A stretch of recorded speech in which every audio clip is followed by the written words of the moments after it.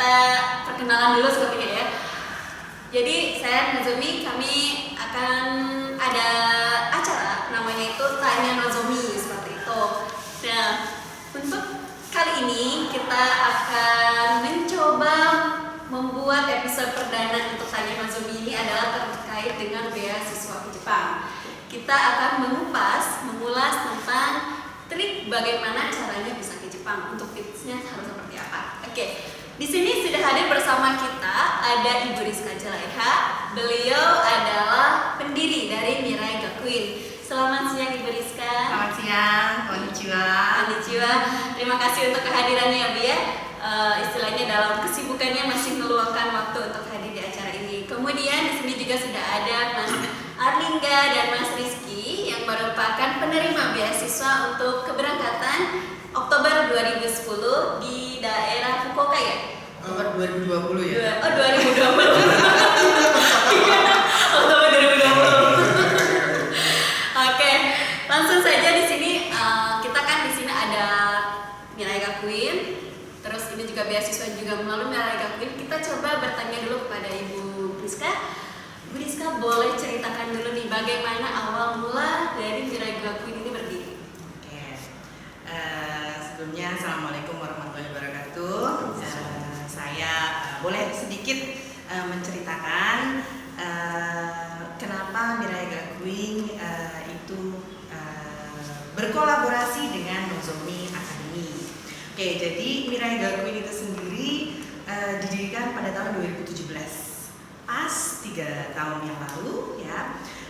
Saya mendirikan sekolah dengan tujuan untuk membantu anak-anak Indonesia, terutama anak-anak muda seperti dua yang ada di sini ya. Bagaimana mereka bisa melanjutkan studinya atau bisa bekerja suatu saat nanti ke Jepang. Jadi sebelumnya saya setelah lulus dari Jepang, saya kembali ke Indonesia. Saya bekerja di perusahaan Jepang. Sambil saya bekerja, saya melakukan kegiatan volunteer. Saya mengajar bahasa Jepang buat anak-anak pemulung di daerah Bantar Gebang. Hampir 5 tahun saya melakukan kegiatan tersebut dan saya merasa kok enak ya jadi pengajar gitu. Apalagi ketika mereka dari yang nol sama sekali sampai bisa baca, sampai bisa paham artinya, menguasai kanji, itu kayaknya suatu kesenangan tersendiri. Maka akhirnya saya memutuskan untuk berhenti bekerja dan mendirikan Mirai Gakuin. Oh seperti itu. Jadi awal mulanya itu karena Bu Rizka tertarik dengan dunia pendidikan ketika mengajar secara volunteer seperti itu. Nah kalau Ibu barusan kan tadi sempat bercerita ada Mirai Gakuin, ada Nozomi Academy juga ya kalau tidak salah dengan itu hubungan antara Nozomi dengan Mirai Gakuin sendiri seperti apa ya Bu? Iya banyak yang tanya-tanya ya. Ini yang ini Mirai Gakuin atau Nozomi Academy gitu ya. Mungkin di sini saya juga ingin menyampaikan kalau Mirai Gakuin itu fokusnya pada pendidikan atau belajar ke Jepang. Jadi bagi mereka yang ingin melanjutkan studinya ke Jepang, kami mempunyai layanan Student Advisor Services. Lalu kami juga memiliki satu layanan di mana kami mengajarkan bahasa Jepang bagi siswa yang akan berangkat sebagai pemagang ke Jepang untuk bidang care worker.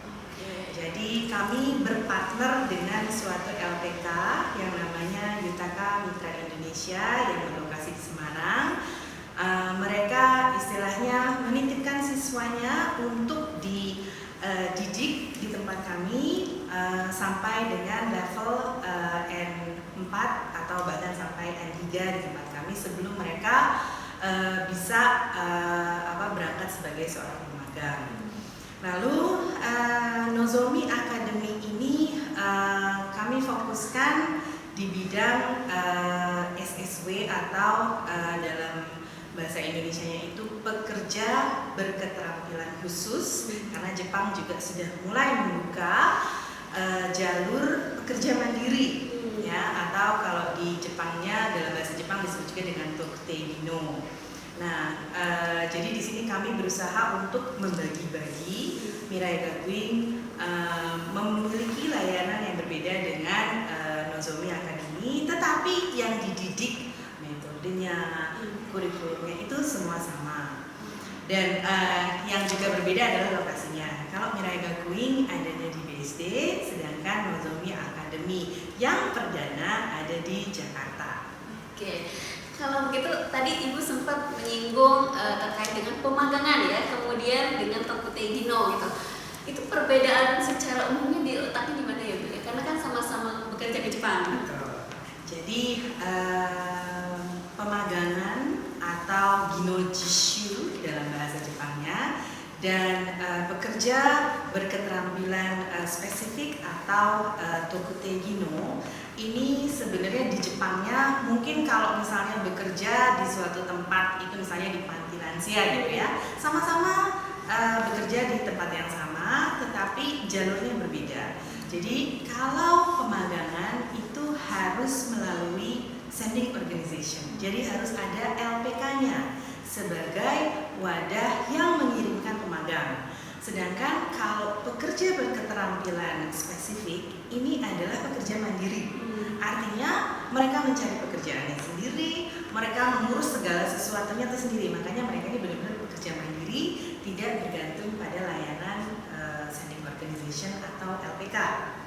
Cuma karena banyak pertanyaan-pertanyaan gimana sih caranya kalau saya mau ikut yang pekerja berketerampilan spesifik ini.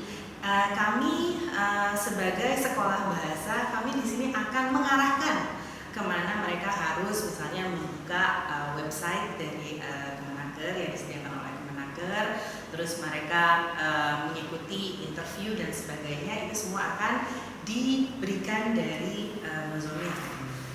Seperti itu. Nah, kembali lagi kan Mirai Gakuin itu tadi bukan hanya untuk yang bekerja saja, melainkan untuk yang sekolah juga. Bahkan dua peserta di sini juga kan untuk ke Jepangnya itu untuk sekolah. Nah, kalau boleh tahu untuk Mirai Gakuin sendiri kerjasamanya itu dengan lembaga di tingkat apa ya Bu ya untuk yang di Jepang itu?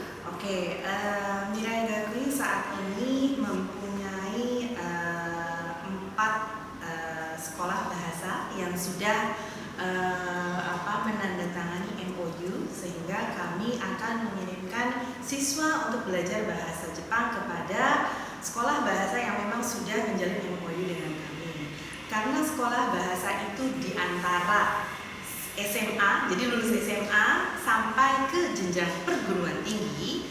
Saat ini kami baru bekerjasama dengan sekolah bahasa, tapi ada juga sekolah vokasi atau Semongaku yang sudah bekerjasama langsung dengan kami. Saat ini ada 2 dan ada 1 universitas yang sudah bekerjasama juga dengan kami. Tapi kedepannya kami ingin memperlebar lagi, terutama banyak pertanyaan-pertanyaan ingin melanjutkan ke S2.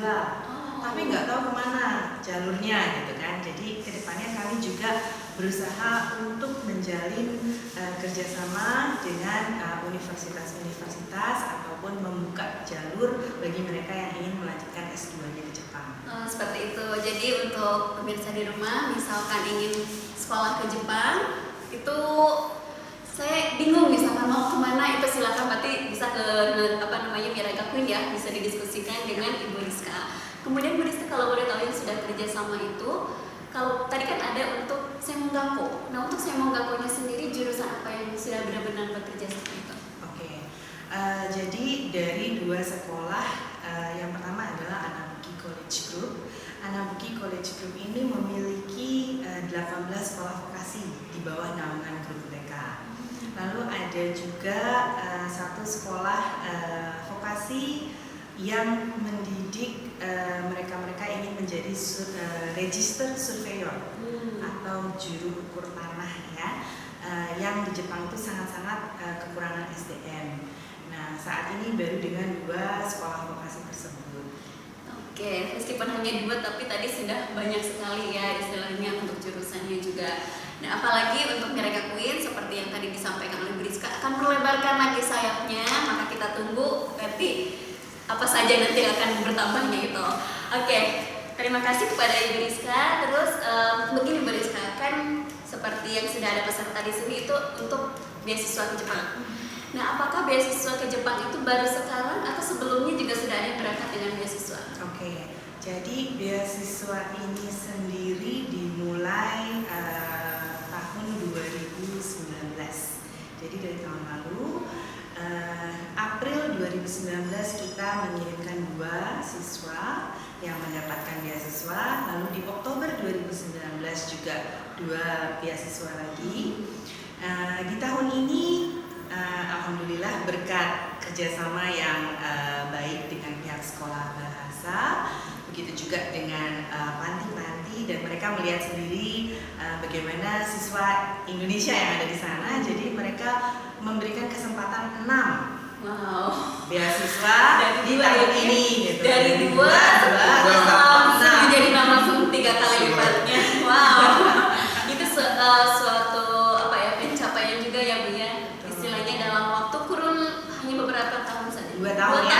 Dalam 2 tahun saja sudah langsung bisa mengirimkan. Berarti sudah total kemarin 10 berarti beasiswa. Dan tidak menutup kemungkinan untuk tahun depan salah satu pemirsa yang sedang menonton ini mungkin bisa mendapatkan beasiswa berikutnya. Amin. Nah, di sini tadi sudah berbicara dengan Bu Rizka selaku pendiri dari Mirega Queen. Jadi kita akan coba juga bertanya kepada pesertanya langsung ya. Di sini ada Mas Arlingga sama Mas Rizky. Oke, nah Mas Arlingga dan Mas Rizky ini katanya siswa Pelni ya? Iya benar. Oke, sekarang angkatan berapa nih? Udah tahun ke-1 kah, ke-2 kah, atau gimana? Udah tahun ketiga, angkatan ke-20. Itu kalau tahun ketiga berarti sudah lulus? Sudah mau lulus. Oh, mau lulus langsung berangkat ke Jepang. Alhamdulillah. Nah, awal mulanya tertarik dengan bahasa Jepang itu dari mana? Istilahnya sampai ada keinginan untuk bisa sekolah ke Jepang. Awal mula ketertarikannya mungkin dari Mas Arlingga dulu. Kalau ketertarikannya sih pertama dari SMA ya, udah belajar Jepang, udah nyari-nyari beasiswa untuk sekolah di sana. Dan dulu kayak nggak dapet gitu.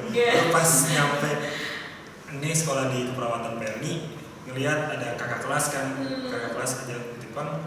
Kok bisa bang, dari mana? Dari beasiswa Mirai. Oh, langsung dah tuh semangat di situ. Ayo udah kejar gitu. Oke, jadi Mas Arlingga ini termotivasi lah ya, karena seniornya sudah berangkat duluan dan itu melalui Mirega Queen juga. Wow. Siapa tahu nanti mahasiswa dari Pelni lain atau misalkan mahasiswa lain dari universitas lain juga bisa mengikuti jejak mereka. Kita coba tanya juga ke Mas Rizky. Kalau tadi kan Mas Arlingga memang dari SMA yang sudah belajar, terus kebetulan istilahnya mimpinya dulu ketika SMA terlaksananya sekarang. Kalau Mas Rizky sendiri bagaimana?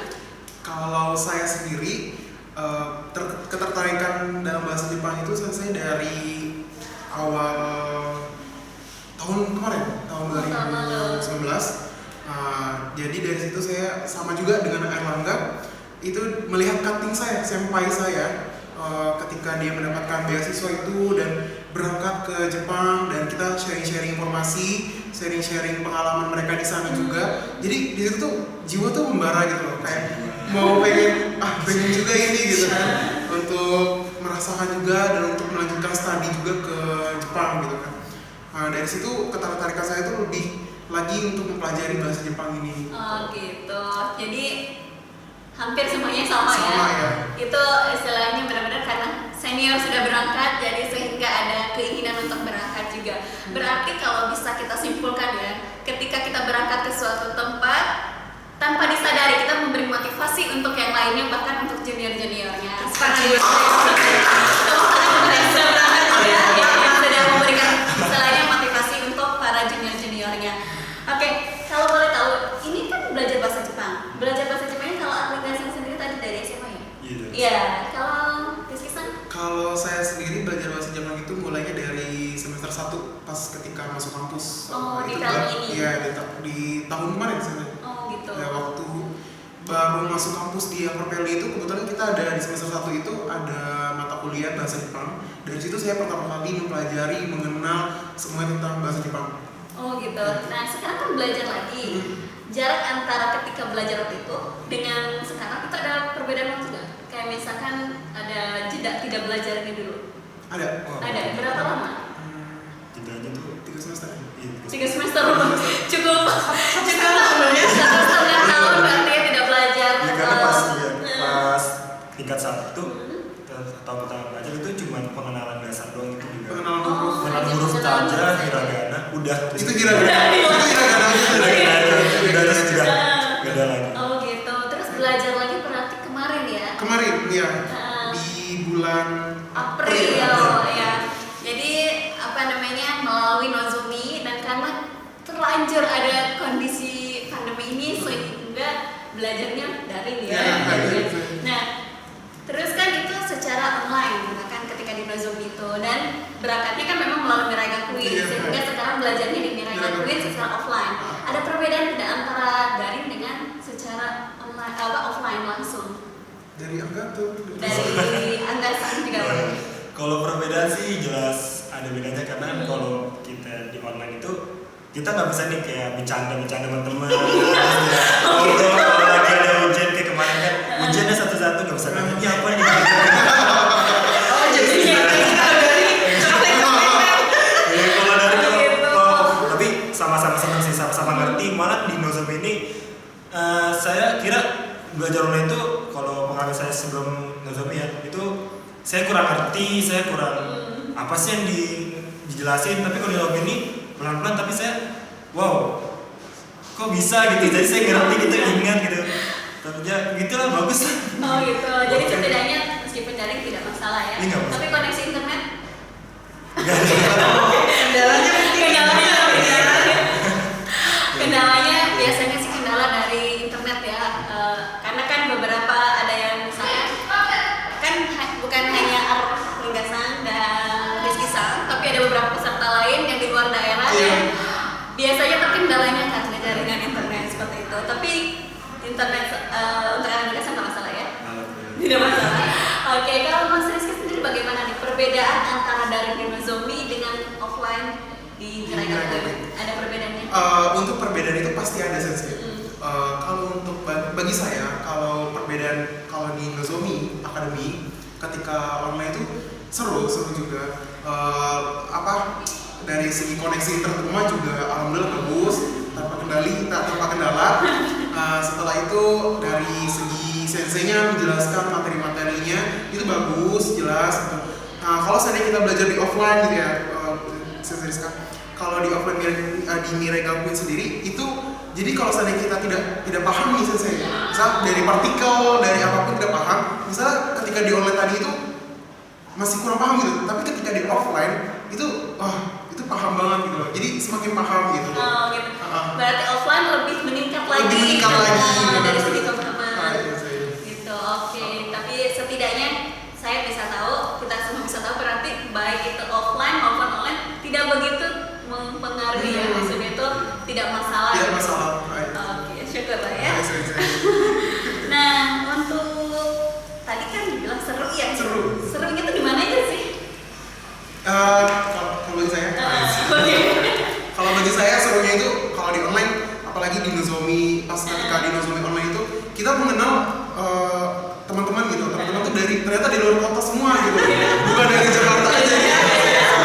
Ada yang dari Jepangnya langsung, gitu kan? Ada yang dari Aceh gitu, dari Indonesia. Jadi kita kaget gitu, ternyata teman kita ini dari luar kota juga gitu.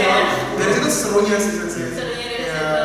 Kalau Mas Anda gimana? Serunya di mana? Segi apa ini? Kalau serunya sih ketika belajar juga sebelum belajar terus sama kayak Rizky dapat temen dari luar kota, dari luar kota, dari luar pulau. Terus kalau di offline kita serunya tuh pas istirahat. Iya.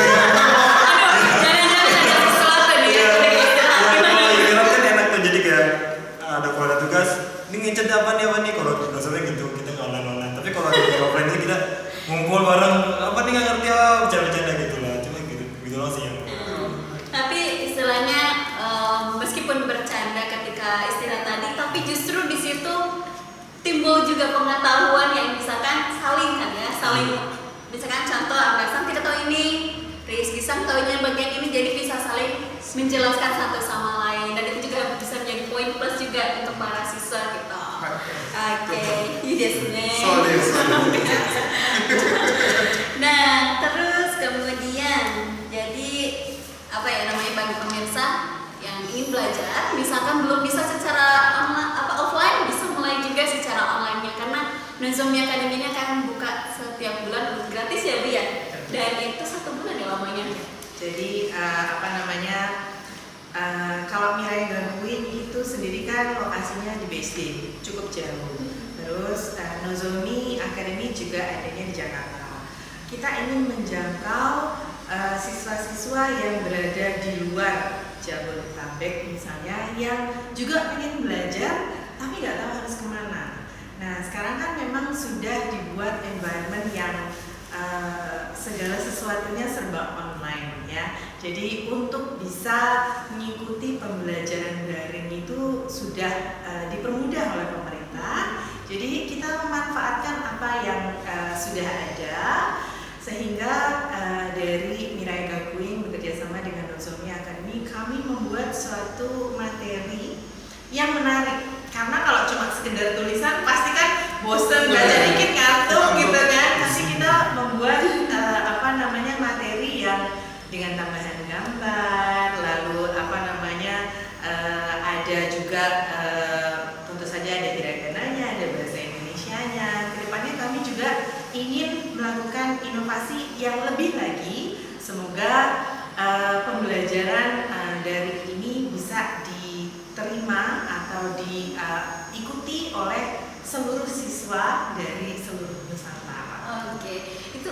usia bagaimana nih Bu untuk misalkan yang mau ikut sekolah di Nozomi Academy Mirai Gakuin? Apakah ada batasan usia misalkan untuk yang offline tadi atau online juga? Kalau untuk yang offline sebenarnya nggak ada, karena kami bahkan mendidik ada yang masih playgroup, jadi sambil bermain ya. Tapi yang paling kecil yang benar-benar mengikuti pembelajaran offline Minano Nihongo 1 sampai 2 itu dari SD kelas 4 dan sampai SD kelas 6 itu sudah di level M4 gitu. Itu masih SD ya Bu ya? Ya. Sedangkan yang mengikuti online sendiri salah satunya ada yang sudah bekerja, ada yang ibu rumah tangga, ada yang usianya sudah mungkin di atas 40 gitu, 30. Jadi sebenarnya belajar bahasa Jepang itu tidak mengenal usia. Oke, jadi istilahnya kan biasanya ketika kita belajar bahasa asing, sulit gitu. Udah melihat huruf Jepang yang begitu banyak mungkin daripada give up duluan gitu. Tapi melihat sejarah itu anak kecil sudah bisa. Terus tadi seperti kata Ibu juga ada yang usia 30 ke atas 3 itu mereka juga bisa. Itu artinya tidak ada kata sulit gitu ya dalam belajar bahasa Jepang. Penting motivasi untuk belajar ya. Penting motivasinya. Nah, kembali lagi ke tema kita tadi terkait dengan tips bagaimana caranya supaya bisa lolos ke Jepang. Mungkin kita coba dari peserta dulu, baru nanti dari Bu Rizkanya langsung ya. Silakan dari Mas Angga sendiri, gimana caranya bisa lulus untuk dari beasiswa ke Jepang? Yang pertama nguras jam. Itu berarti yang pertama ya, ketika minasa interview harus merah senyum. Untuk di tahap interview itu harus merah senyum. Walaupun memang gak bisa bahasa Jepang ya tidak apa-apa karena ada bantuan dari sensei itu untuk menerjemahkan. Lalu menggunakan tutur kata yang baik setelah interview. Terus untuk ya gunakanlah ilmu-ilmu yang baik gitu sama intelektual yang cukup untuk menjawab semua pertanyaan. Dan intinya Oke. Berarti senyum itu membawa keberkahan juga ya untuk ke dalam interview kemarin. Itu bisa jadi salah satu. Sebenarnya bukan hanya untuk interview sekolah beasiswa ya, tapi untuk kerja juga itu bisa jadi alasan bagaimana kita diterima oleh yang mau menerima kita seperti itu.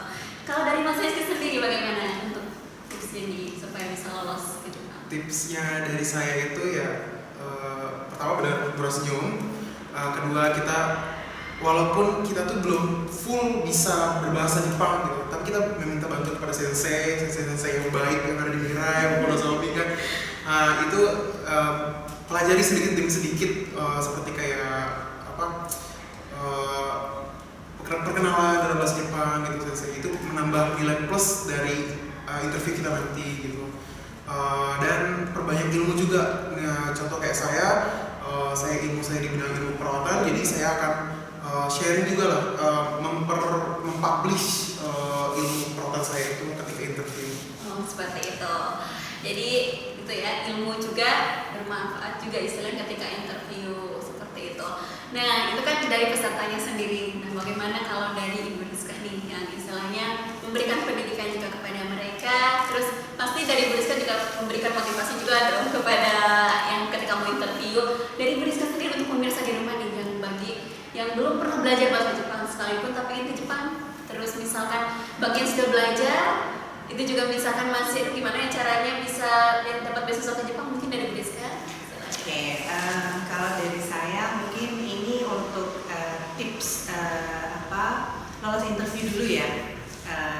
Berbeda dengan mendapatkan kesempatan untuk mengikuti seleksi beasiswa ini. Kalau seandainya kita sudah sampai ke tahapan itu, lalu kita sedang melakukan persiapan, gimana sih caranya supaya saya bisa terseleksi gitu ya.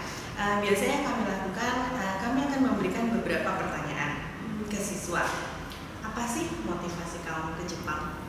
Apa sih motivasi ingin mengambil jurusan atau prodi ini? Itu biasanya kami tanyakan. Karena dari setiap orang mempunyai motivasi yang berbeda-beda. Nah, dari motivasi tersebut kita akan gali lagi. Biasanya saya akan tektok terus gitu. Jadi dari berapa siswa gitu biasanya benar-benar satu persatu saya istilahnya saya chat gitu ya. Ini loh pertanyaan yang sering ditanya, tolong kamu siapkan. Ketika mereka sudah mengembalikan, saya kembalikan lagi. Ini kamu harus ubah di sini. Kenapa? Saya tanya lagi gitu. Jadi karena tips-tips seperti itu mungkin kalau pertama kali, namanya juga pertama kali kan, mungkin kita menjawabnya ya kadang-kadang ngawang-ngawang gitu loh. Tapi apa yang diminta oleh pemberi beasiswa kadang-kadang terlewat gitu. Jadi poin-poin penting seperti motivasi saya ingin menjadi perawat, motivasi saya ingin ke Jepang, itu sudah pasti harus dilatih. Entah bikin karangannya dulu, karena kan sebelum kita interview otomatis kita harus membuat satu story yang bagus mengenai diri sendiri. Bagaimana kita bisa membuat story yang bagus kalau kita tidak mengenal diri kita sendiri? Kadang-kadang kamu kepribadiannya seperti apa sih? Aduh nggak tahu ya. Kamu kelemahannya apa sih? Kamu kelebihannya apa ya? Apa ya gitu. Jadi poin-poin tersebut biasanya akan diarahkan oleh kami sebagai student advisor supaya setiap siswa yang akan mengikuti seleksi beasiswa ini bisa membuat summary atas dirinya sendiri gitu, yang harus ditonjolkan kepada pemberi beasiswa. Itu artinya istilahnya pihak Miraga Queen tidak melepas gitu ya. Jadi benar-benar ikut terjun langsung untuk ketika ini contoh soal ini, contoh pertanyaan seperti ini gitu. Tapi ketika si siswa memberikan jawaban A misalkan, tapi itu sebenarnya kurang mendekati dengan jawaban yang diinginkan, ibu bisa memberikan langsung saran berikutnya seperti itu ya Bu ya.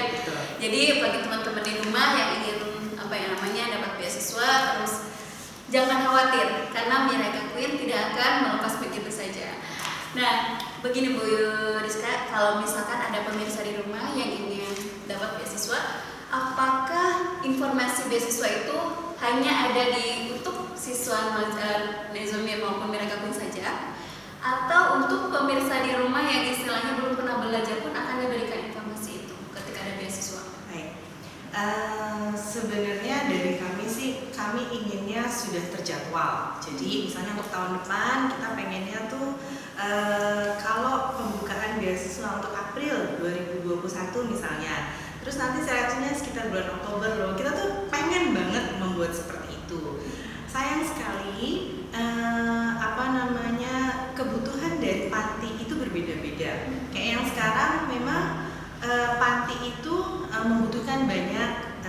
beasiswa, jadi memberikan beasiswa yang cukup banyak, dan itu waktunya mepet sekali. Tahu-tahu saya kontak Rizky dan Arlinda, kamu masih tertarik nggak? Padahal sebenarnya mereka itu sudah mengikuti seminar ya, seminar mengenai sekolah di Jepang dan sebagainya itu dari bulan kalau saya Januari atau Februari gitu ya. Nah, sedangkan informasi beasiswa ini datang kalau nggak salah menjelang Lebaran gitu ya, sekitar bulan Mei. Jadi ketika mereka datang seminar online, saya sudah mengarahkan, oke, belajar bahasa Jepang aja. Kalau memang kesempatan itu datang, kalian sudah ada istilahnya dasar gitu kan. Dan ternyata memang benar ketika mereka belajar, kesempatan itu datang. Dan itu kesempatan datang mungkin hanya dalam waktu 1 bulan. Wow. Hanya dalam waktu 1 bulan, misalnya kita pampang di Nozomi Academy punya sosial media atau Mirai Gakui misalnya. Kadang-kadang waktu 1 bulan itu nggak akan sempat untuk mempersiapkan diri. Makanya udah dari jauh-jauh hari, misalnya dari sekarang nih, saya tertarik, saya mau ikut untuk April tahun depan. Udah mulai belajar dari sekarang. Jadi ketika kami membuka, si A sudah punya N5. Jadi ketika di interview pun, misalnya nih nanti ujung-ujungnya kesana ada 100 orang ternyata yang tertarik gitu kan. Semuanya bagus, motivasinya cakep-cakep semua. Tentu yang akan dilihat adalah mereka yang sudah bahasa Jepangnya sudah belajar, karena kan motivasinya sudah ada gitu. Jadi itu juga salah satu poin penting kenapa belajar bahasa Jepang sedini mungkin itu sudah dilakukan. Oh begitu. Jadi memang bahasa itu istilahnya meskipun baru sedikit, setidaknya kita harus belajar dulu ya Bu ya, biar istilahnya ketika kesempatan itu datang kita tidak menunggu lama lagi seperti itu. Nah, berarti kalau boleh saya simpulkan ya Bu dari yang saya dengar, untuk pemirsa di rumah yang ingin dapat beasiswa ini, dapat informasi tentang beasiswa juga, berarti harus jauh-jauh hari menghubungi pihak Mirai Gakuin, istilahnya kayak Bu saya ingin sekolah ke Jepang gitu ya. Berarti harus seperti itu dulu ya Bu ya. Jadi supaya kontak bisa saling kontak, dari situ juga data dari peserta juga ada. Jadi ketika ada informasi bisa langsung diberitahu seperti itu ya Bu ya. Betul. Jadi kami juga memiliki database juga. Misalnya kami dapat kesempatan tahun ini atau tahun depan misalnya dibuka untuk 10 orang. Nanti kita akan share informasi tersebut, dan yang udah pasti pantengin terus ya sosial medianya kita ya. Dari situ juga kita akan share. Tapi kalau misalnya sudah terdaftar di kami juga akan memberikan kesempatan kepada mereka yang sudah istilahnya menjadi kandidat beasiswa. Seperti itu. Jadi benar-benar harus menghubungi dulu ya Bu ya kalau begitu, supaya masuk ke dalam database-nya dari Mirai Gakuin seperti itu. Nah, di sini kita kan tadi sudah berbicara banyak ya, baik itu tentang gimana caranya bisa ke Jepang, bagaimana caranya dapat beasiswa tentang sekolah ke Jepang juga, maupun yang tadi sempat disinggung juga tentang bekerja juga ya. Keunggulan nih Bu, keunggulan dari Mirai Gakuin itu apa tuh? Dan istilahnya kalau dibandingkan dengan lembaga lain mungkin. Oke, ini saya tidak berbicara hanya untuk Mirai Gakuin, tapi juga untuk Nozomi Academy. Kami memiliki metode atau kurikulum yang efisien dan sangat efektif ya. Bisa dibilang semua siswa yang belajar di tempat kami 100% lulus, baik itu N4, N3. Jadi ketika belajar di tempat kami, yang pertama kami tanya adalah apa sih tujuan kamu untuk belajar? Kalau belajar sekedar hobi, kami tidak akan membuat suatu target yang istilahnya dalam waktu dekat ikut N5, N4, tapi memang ya sekedar hobi aja gitu. Yang penting masuk dulu kosakatanya, paham kalimatnya gitu kan. Tapi kalau misalnya ketika datang sudah berkonsultasi, Bu, saya mau ikut beasiswa, Bu, saya mau ikut ini. Dari situ kami akan mengarahkan, kalau gitu sebaiknya ambil yang ini. Jadi dengan begitu kelas-kelas yang disediakan oleh kami itu memang sudah target oriented. Misalnya Rizky dan Alinda sekarang belajar di Mirai Gakuin, targetnya adalah untuk mendapatkan M4. Artinya kita sudah mengukur sampai dengan berapa bulan lagi kira-kira mereka bisa mendapatkan M4, sehingga modul yang diberikan itu semua istilahnya harus diselesaikan supaya bisa lulus M4. Seperti itu. Nah, untuk kedua peserta ini Bu ya, ada target tidak untuk N4 harus lulus kapan? Ada dong. Ada ya? Kapan ibu kapan?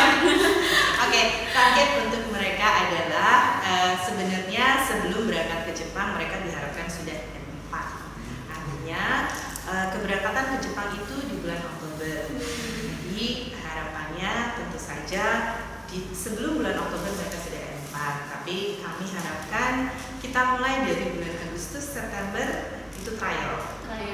Udah mulai ikut ujian berarti ya. Oke, nah itu kan tadi dari mulai Agustus September ya barusan sudah ditekankan lagi sama Bu Rizka nih. Persiapan yang seperti apa nih yang sudah dilakukan sama Mas Arlingga sama Mas Rizky? Bagaimana dari Mas Arlingga dulu supaya bisa lulus tadi target nih bulan Agustus? Kalau untuk perbaikan sih memperbaiki diri lah biar nggak bangun siang mulu sama tekunin lagi belajar karena ya kita kan tahunan terakhir juga kan dia pengen ada target juga untuk lulus kompetensi perawatan sama N4 ini dan setelah itu udah aman. Jadi targetnya lulus yang tadi dari PLN yang kompetensinya, terus yang target N4-nya juga harus dikejar mati. Yang dipersiapkan sekarang tuh belajarnya lebih ditekuni lagi ya. Lagi. Oke. Kalau Mas Rizky sendiri seperti apa nih? Kalau bagi saya sendiri untuk mencapai target N4 itu Di bulan Agustus ya? di bulan Agustus itu memperbanyak kosakata sensei ya, memperbanyak kosakata, lalu mempelajari lagi untuk masalah tentang pola kalimat gitu ya, tentang partikel-partikel, konjungsi kan saya itu yang paling susah banget, yang paling susah dimengerti. Terus perubahan-perubahan kata-kata dari bentuk U, bentuk T, bentuk T, bentuk itu Berbagai bentuk ya, iya, dan pelajari lagi huruf-huruf kanji yang udah dipelajari, hiragana, katakana gitu. Nah, Bu Rizka, ini kan Agustus ya target-target. Sementara mereka setelah vakum belajar bahasa Jepang, mereka mulai lagi belajar itu secara online tadi bulan April ya. Berarti April, Mei ya mereka itu online. Kemudian Juli, Agustus. Itu kan offline. Sementara Agustus juga kemungkinan awal ya biar Awal. ujian ya. Berarti anggap saja 2 bulan ya. Dari 2 bulan, offline-nya juga 2 bulan. Nah, kalau misalkan lulus berarti dalam 4 bulan dengan 2 metode itu mereka sudah bisa. Seperti kita tunggu bulan Agustus hasilnya seperti apa. Nah, saya dapat bocoran Ibu bahwa katanya Rizky Sang ini ketika memberi pesan kepada orang atau posting sudah mulai menggunakan sedikit demi sedikit katanya bahasa Jepang sama dicampur katanya gitu ya Bu ya. Nah itu Rizky Sang coba sendiri atau karena emang ada istilahnya yang menasehatin supaya mencoba? Oh itu datang dari diri sendiri. Oh. Itu mencoba dari diri sendiri ya. Jadi tuh kayak wah gimana ini caranya bisa untuk Nihongo gitu, berbahasa Jepang gitu kan. Soalnya kalau aku lihat sensei Tuti, sensei Rizka, sensei yang lain gitu, kalau sambil lagi berkomunikasi dengan bahasa Jepang itu, jadi di situ tuh, pengen gitu. Kok bisa gitu. Jadi sedikit-sedikit ya walaupun kadang-kadang salah sensei kan. Nah, dengan perbaikan dari sensei gitu kan. Jadi di situ jadi gini, gitu. Jadi dari situ lah tetap diri ini tuh kayak harus bisa lah. Gitu. Jadi mulai muncul. Muncul. Itu dari diri sendiri Dari ya. diri sendiri. Jadi ini juga bisa jadi salah satu tips juga ya Bu ya untuk yang belajar bahasa Jepang di rumah. Ketika kita sudah belajar bahasa Jepang berarti mulai digunakan gitu kepada orang yang bisa juga, misalkan istilah ke teman yang sedang belajar juga atau misalkan ke senseinya, ke dosennya langsung juga, sehingga ketika ada yang salah itu bisa mendapat perbaikan. Itu jadi tambahan lagi untuk belajar dan setidaknya itu bisa menjadi untuk melatih juga ya Bu ya. Nah untuk saat ini kalau Mas Andika sendiri sudah mencoba gayanya Mas Rizky kah atau punya gaya lain? Metode lain? Ya sama sih kalau ngomong ya dikasih Jepang dikit lah. Kita juga kalau chat-chatan di WA gitu. Ini nggak tahu. Di Google Benar atau tidak kita juga nggak tahu gitu. Tapi istilah modal nekat nyoba dulu ya. Tapi istilahnya itu sudah bagus ya Bu Rizka. Bagaimana tanggapan Bu Rizka terkait dengan metode yang para peserta ini gunakan seperti yang tadi itu? Iya, ini mungkin kalau dibilang salah satu metode active learning ya. Jadi apa yang kita pelajari nggak semua kita input aja, tapi kita juga punya output. Gitu. Terkadang salah satu kendalanya, mau ngomong sama sensei malu gitu. gitu, takut salah gitu atau grogi misalnya. Tapi bisa dimulai sekarang apalagi semua keyboard udah bisa dalam bahasa Jepang, gitu kan? Ketik bahasa Jepang langsung keluar kanji. Wah jago banget ya, kanjinya udah tahu padahal begitu udah keluar. Tapi dengan begitu kita misalnya ngetik benkyo gitu kan, keluar kanjinya. Jadi kita sambil belajar. Oh kanjinya benkyo seperti ini, padahal mungkin kita belum belajar di kelas gitu loh. Tapi dengan kita rajin-rajin ngotak-ngatik keyboard Jepangnya misalnya, itu apa ya, suatu active learning kalau gitu. Jadi memang metode yang efektif juga ya Bu ya untuk pembelajaran bahasa Jepang. Nah, kalau tadi kan selain metode yang barusan itu, yang istilahnya sedikit demi sedikit kita tadi menggunakan bahasa Jepang, ada metode lain nggak untuk menghafal? Tadi kan sempat disampaikan menghafal kosakata ya. Ada metode lain juga kan? Ada kan? Kalau untuk metode sering baca sih baca. Oh, sering baca. Jangan dihafalin sih, dibaca aja. Dibaca, ya. Kalau dihafalin nanti ke depannya menjadi lupa. Ya. Kalau dihafalin tuh lupa. Makanya baca. Lama juga kebiasaan ingat jadi. Iya. Kalau Mas Andika sendiri barusan kan baca ya. Apakah itu emang ada buku bahasa Jepang atau dari memang ada semacam komik atau dari apa dibacanya itu kalau boleh tahu? Kalau baca ada buku sama kalau ada kosakata hiragana itu udah ditempel poster di kamar. Kanji katakana. Itu ditempel di rumah. Ditempel aja gitu dibaca.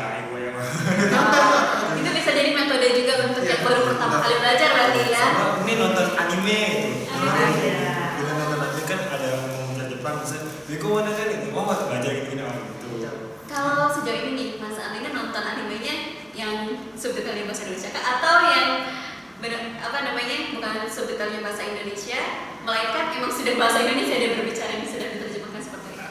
Terkadang nonton anime itu pasti subtitle Indonesia pasti dan untuk ngomongnya bahasa Jepang, tapi ada kalanya subtitlenya dihilangin. Udah bisa. Tahu gitu. Kalau sudah ditonton berulang tapi kan namanya bahasa Jepang cepet banget ngomongnya. Tapi lama-lama juga akan terbiasa ya Bu ya. Itu berarti untuk melatih ini ya Bu ya. Iya, jadi listening itu memang selain di kelas yang paling bagus, paling efisien adalah nonton anime. Mau ada subtitlenya, asalkan jangan yang udah didubin dalam bahasa Indonesia. Gak berguna itu. Nah, paling enggak misalnya subtitle masih ada, tapi tetap inputan ke telinga kita, audio itu sangat membantu. Dan jangan salah, itu pun kadang-kadang keluar ketika ujian. Contohnya, ketika ujian listening, entah N5, entah N4, kadang-kadang yang keluar tuh sesimpel tadaima, responnya apa sih? Nah itu kalau nonton anime, udah pasti tahu, ini tuh tadaima, pasti langsung disautin dengan okanasa. Jadi kamu gak perlu belajar lagi, memang itu sudah terpola dengan sendirinya. Dan itu keluar di ujian loh, bukannya enggak gitu. Nonton anime ada manfaatnya nih. Jadi bukan hobi biasa ya, itu bisa buat belajar juga. Nah, selain anime Bu, apalagi yang bisa untuk latihan pendengaran? Biasanya kami sarankan terutama mereka yang sudah selesai N4 mau masuk N3 kan kosakata yang diinput dan mulai banyak, pola kalimat yang dipahami juga sudah mulai banyak. Kami ajarkan untuk nonton drama. Nah, ketika nonton drama itu sudah mulai pembicaraannya udah mulai kompleks gitu. Jadi meskipun ada subtitlenya tapi ini tuh maksudnya begini. Jadi kita membiasakan telinga. Kalau drama Kak pasti satu tingkat lebih tinggi lagi dibanding anime ya Bu ya. Karena kan lebih serius ya. Ini kan fun-fun aja, nggak apa-apa. Bahkan mungkin kalau anime itu lebih ke bahasa sehari-hari, tapi ketika drama pasti ada kondisi bahasa formalnya, bahasa itunya keluar ya Bu ya. Terus dari yang N3 mau ke N2 biasanya lebih banyak nonton lagi berita. Itu udah beda lagi. Penggunaan kata-katanya tuh berbeda lagi. Jadi bahasa Jepang tuh pokoknya full deh. Gitu. Tapi jangan langsung lihat ke atas ya. Nanti keburu stres juga.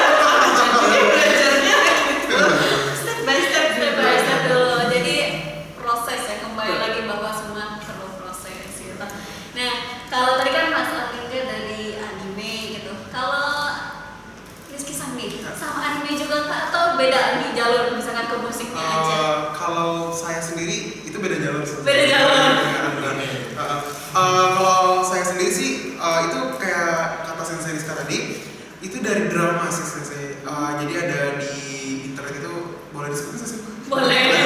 Kayak di View gitu kan, di View itu kan ada drama Jepang Sensei. Di situ semenjak saya tuh belajar bahasa Jepang ini, jadi saya lebih kepo gitu loh dengan drama Jepang. Contohnya kayak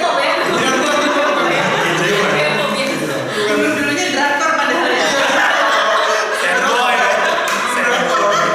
Tapi sekarang udah drama Jepang sedikit itu kayak dramanya Tokyo Love Story itu kan. Ya di situ dengerin apa mereka ngomong gitu loh. Apa sih yang dibilangin, apa sih yang dibicarakan gitu loh. Seperti itu. Kalau musik sendiri dengan Kalau musik ya juga musik seperti kayak waktu kita seminar, waktu kita live stream itu saya bilang Mirai itu dari lagu gitu kan.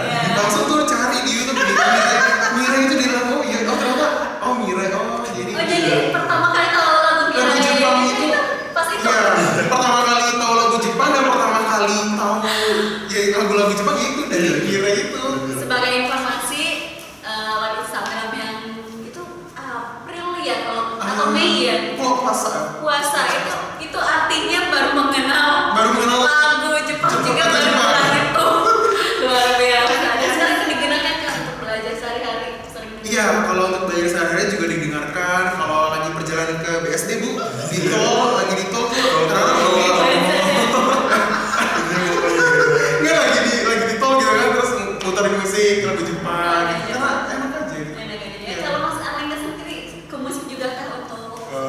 Kalau ke musik sih dari SMA udah ngebedah gitu, jadi ada satu lagu Indonesia pengen diterjemahin Jepang, nanti dicoba nyanyiin, dicoba, tapi ya gitu. Tapi dari SMA ya sudah tertarik ke itunya juga. Jangan-jangan nanti ke Jepang semua lagu Noah.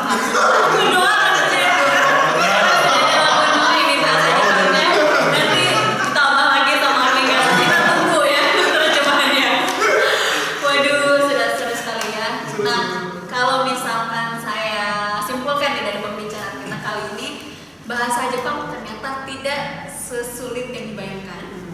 Yang kedua, banyak metode yang bisa digunakan yang biar untuk bisa cepat menghafal, cepat bisa dalam bahasa Jepang. Terus yang ketiga, bahasa Jepang ternyata seru.